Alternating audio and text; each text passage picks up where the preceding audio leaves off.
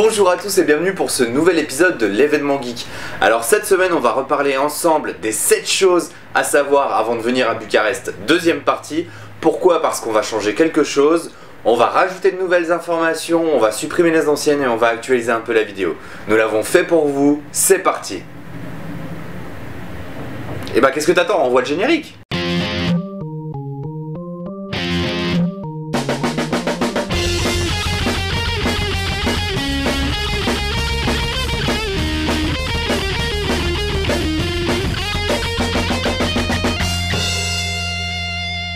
Bon alors la monnaie en Roumanie c'est le lei, hein, c'est pas l'euro. Le taux de change se situe à peu près à 4,74, 4,75. C'est le bon moment pour venir en Roumanie.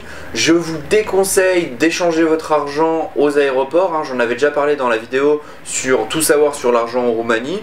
Vous pouvez d'ailleurs aller la voir, hein, elle sera dans les commentaires. Donc pas d'argent dans les aéroports, surtout pas, hein, c'est un attrape-couillon. Le mieux c'est d'attendre d'être arrivé en ville, peu importe où, hein, mais généralement vous pouvez aller dans des petits endroits comme ceux-là, tout simplement pour échanger votre argent. Le taux va être le plus intéressant généralement. Évitez aussi un peu les banques, hein, logique. Pourquoi? Parce qu'ils essayent de vous prendre votre argent. Les autres choses à savoir sur l'argent, pensez bien au pourboire en Roumanie, sinon vous allez passer pour des rustres. Jamais de monnaie. Hein, jamais de pièces, toujours en billets les pourboires, hein, sinon c'est une insulte. Et sinon je pense qu'on a fait le tour de l'argent. Alors deuxième point, les transports, on en a déjà parlé dans la vidéo de la première vidéo des 7 choses à savoir. On va faire un petit récapitulatif ajusté. Donc le premier moyen de transport c'est le métro. Vous achetez vos tickets avant les barricades, avant les portes de sécurité. Généralement vous pouvez acheter les abonnements, hein. L'abonnement est environ à 15 € par mois, donc 70 lei, donc vraiment pas cher, c'est intéressant. Évitez les heures de pointe, bien entendu, parce que ça va être inabordable pour vous. Si vous êtes en vacances, partez plutôt, attendez la fin des heures de début de travail, hein, 8h, 10h, et le soir, le retour du travail, donc entre 5h et 7h. Après ces horaires-là, vous êtes tranquille. Le métro à Bucarest est très bien indiqué, hein. Vous trouverez dans tous les métros des plans des lignes de métro. Donc il y en a 4 si je dis pas de bêtises, une 5e en préparation. Vous aurez donc voilà le plan, hein, qui va être affiché. Vous pouvez également retrouver à toutes les quais de gare, enfin les quais de métro, vous aurez au-dessus les lignes de métro avec le sens dans lequel vous le prenez et les différents arrêts qui sont desservis. Le métro est vraiment bien renseigné à Bucarest, vous avez des plans un peu partout, vous avez vraiment de quoi faire, c'est très bien indiqué. Ensuite le deuxième moyen de transport c'est le bus, là encore une fois très bien desservi. Vous avez donc des bus de jour qui commencent assez tôt le matin, je crois 5 ou 6 heures, et qui finissent le soir aux alentours d'11h30, minuit pour les lignes régulières, et ensuite vous avez des lignes toute la nuit, hein, les bus de nuit que vous pourrez prendre principalement donc un peu partout aux points qui sont desservis, et les bus partent au départ de Unirii, donc le centre-ville. Vous pouvez trouver les horaires de bus bien entendu sur le site de la RATB, hein, la régie des transports de Bucarest. Vous aurez toutes les horaires, vous pourrez les télécharger en PDF et vous pourrez ou alors faire des print screens, et comme ça vous aurez les horaires sur votre téléphone. Pour acheter les billets, rien de plus simple, vous allez dans des petites maisonnettes comme ça qui se trouvent principalement aux alentours des stations de bus. Il n'y en a pas à tous les arrêts, mais c'est relativement facile de se procurer des tickets de transport. Tickets de transport qui sont toujours à prendre avant de monter dans le bus, hein, vous ne pourrez jamais les acheter dans le bus, et ils sont à valider quand vous montez, hein, comme un peu partout maintenant, avec ces petites bornes, voilà. La dernière chose à savoir sur les bus, vous avez une ligne qui part de l'aéroport vers le centre-ville. Cette ligne-là est légèrement plus chère, hein. Si vous prenez des abonnements de bus standard, vous ne pourrez pas payer le surplus. Par exemple, si vous prenez un abonnement au mois pour les lignes de bus, vous ne pourrez pas prendre le bus spécial de l'aéroport parce qu'il y a un petit surplus à payer. Par contre, si vous achetez des cartes prépayées avec, enfin des cartes prépayées, que vous achetez, vous prenez une carte et vous la rechargez, là par contre il n'y aura pas de problème, ce sera prélevé avec le petit supplément. Le dernier moyen de transport, les taxis, donc que je vous déconseille, hein, à éviter, surtout et principalement autour du centre Ulvec, donc qui est le lieu de vie de Bucarest. Je vous déconseille fortement de prendre les taxis à cet endroit-là parce qu'ils vont toujours ou presque essayer de vous arnaquer. Privilégiez plutôt des applications de taxi, qui sont beaucoup plus sûrs. Et sinon, si vous voulez vraiment être tranquille, vous passez par des applications comme Taxify ou Uber qui feront parfaitement leur boulot. Vous aurez parfois quelques soucis à devoir les attendre assez longtemps, mais dans l'ensemble, vous avez quand même la possibilité de réclamer, de vous faire rembourser, ce genre de choses. C'est sûr, c'est tranquille, et voilà. Attention, une nouvelle loi vient d'être votée en Roumanie ces derniers jours. Elle vise en effet à interdire Uber, Taxify et d'autres applications du même genre sur l'intégralité du territoire roumain. Je ne sais pas encore au moment où j'enregistre la vidéo ce que cela va impliquer, mais il y aura probablement des augmentations de tarifs et des réductions du nombre de conducteurs. Pourquoi? Parce que ceux-ci vont s'exposer à de très lourdes sanctions s'ils se font attraper. Je ne sais donc pas si tout ce que je viens de vous dire sera toujours d'actualité au moment où vous arriverez en Roumanie. Le troisième point, le langage, on en a déjà parlé dans les précédentes vidéos.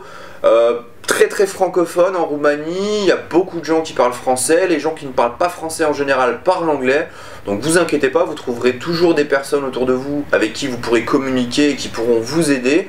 Généralement, quand vous posez des questions ici, les gens sont assez ouverts, ils répondent assez facilement aux questions.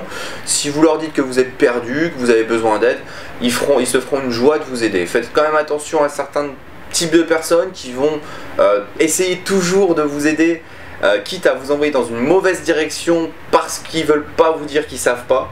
Ça m'est arrivé assez souvent.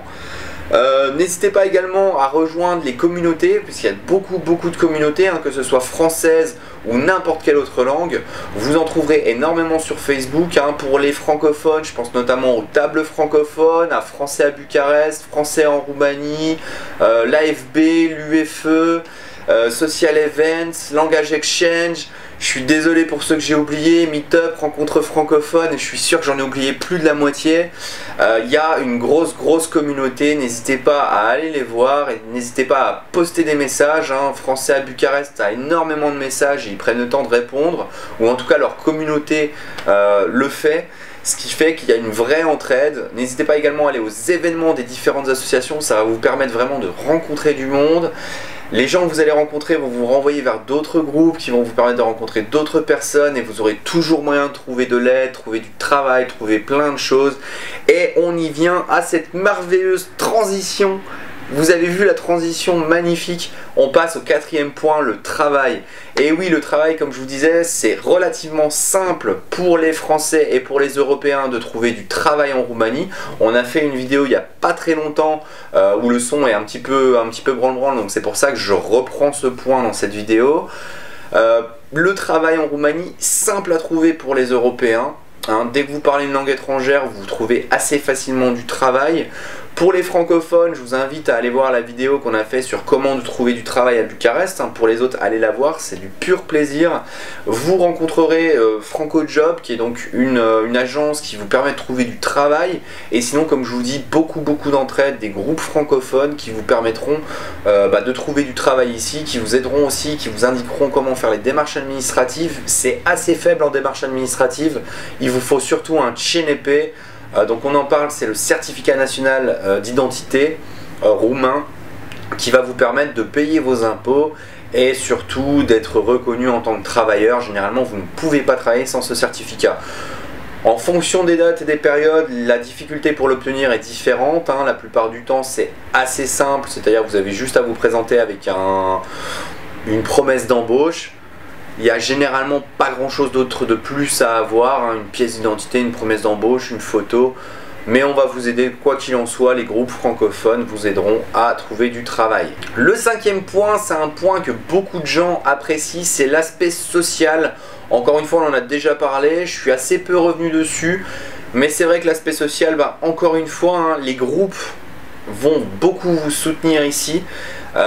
Pensez à aller à leurs événements, vous allez vraiment vous éclater. Si un groupe ne vous convient pas, ils vous redirigeront vers un autre groupe avec qui vous aurez peut-être plus d'affinité, ou en tout cas ils vous donneront les bons plans. Pourquoi? Parce que sur l'aspect social, il y a énormément de choses à voir et de gens à rencontrer à Bucarest. Il y a des groupes pour toutes les langues qui vont faire des événements, que ce soit en espagnol, en allemand, en italien, en anglais, français. Vous avez toujours moyen de rencontrer des gens, d'apprendre des bons plans.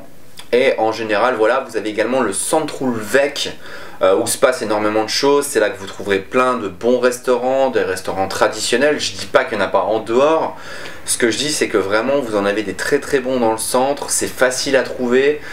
Vous avez également une grosse partie des bars, c'est là que va se passer toute l'ambiance de la ville.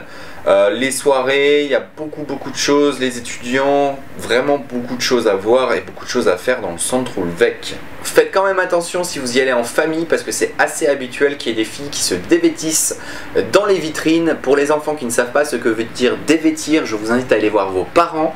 Ils vous feront le plaisir de vous exciter, de vous expliquer. En tout cas, c'était le petit point à savoir. Alors en point numéro 6, cette fois-ci, on n'a pas mis l'architecture. Pourquoi? Parce que on s'en fout. On a mis l'événementiel. Alors l'événementiel à Bucarest, c'est vraiment quelque chose de très important. Il y a énormément de choses à faire, énormément de choses à voir. Je vous le disais juste avant, il y en a beaucoup à voir et à faire dans le centre Ulvec. Il y a beaucoup d'événementiels autour des communautés, encore une fois. Et également vous avez beaucoup de concerts, de pièces de théâtre. Là on a Metallica là bientôt qui vient en Roumanie. Il y avait Nightwish il n'y a pas très longtemps. Il y a énormément de festivals dans des villes super intéressantes à voir, à Cluj, à Arad. Des festivals de cinéma, des festivals de musique. Il y a énormément d'événements gratuits à Bucarest. Pour les autres villes, je sais un peu moins de choses, mais on en parlera dans une autre vidéo, ou en tout cas plus tard dans la vidéo. Mais beaucoup de choses à voir. N'hésitez pas à vous renseigner. Il y a des très bons groupes sur Facebook, Live Events, qui peuvent vous donner des indications. Également les groupes francophones, les groupes étrangers qui vont vous partager des liens d'événements intéressants, ou tout simplement avec les gens que vous allez rencontrer, qui vont vous donner des bons tuyaux sur les petits trucs sympas à voir à Bucarest. Alors le 7e point, le point culturel. Qu'est-ce que j'entends par culture? On en a déjà parlé avant, hein. Bien entendu les musées, ce genre de choses, hein. On y reviendra dans une prochaine vidéo pour la nuit des musées où on va essayer de visiter, hein. Je suis même pas sûr qu'on puisse faire une vidéo en fonction du monde qu'il y aura. En tout cas on va essayer. Mais en point de vue culturel, ce que j'entends par là, c'est la culture roumaine. Que ce soit aussi bien sur la gastronomie, que sur les petites choses à voir, les traditions, ce genre de choses. On a déjà fait des vidéos sur la chaîne, par exemple les superstitions, ou sur Vlad l'Empaleur. On en fera d'autres bien entendu. Mais voilà, ce que j'entends par culturel, c'est vraiment cette culture roumaine qui est un petit peu quand même inspirée de la culture francophone. Il y a beaucoup de choses qui sont prises de la culture française. Il y a une grosse attraction pour la culture francophone en Roumanie, mais voilà, il y a une vraie culture roumaine autour de ça, avec ses mythes, ses traditions, sa culture. Et pour ça, rien de plus simple, hein. Vous pouvez donc bien entendu, encore une fois, les groupes francophones qui vont pouvoir vous partager plein de choses intéressantes, mais vous avez aussi d'autres groupes, d'autres pages sur Facebook. Je pense notamment à Connaître la Roumanie, donc une très bonne page qui partage des expériences, des mariages, qui partage des lieux à voir, des villes, des présentations, ce genre de choses.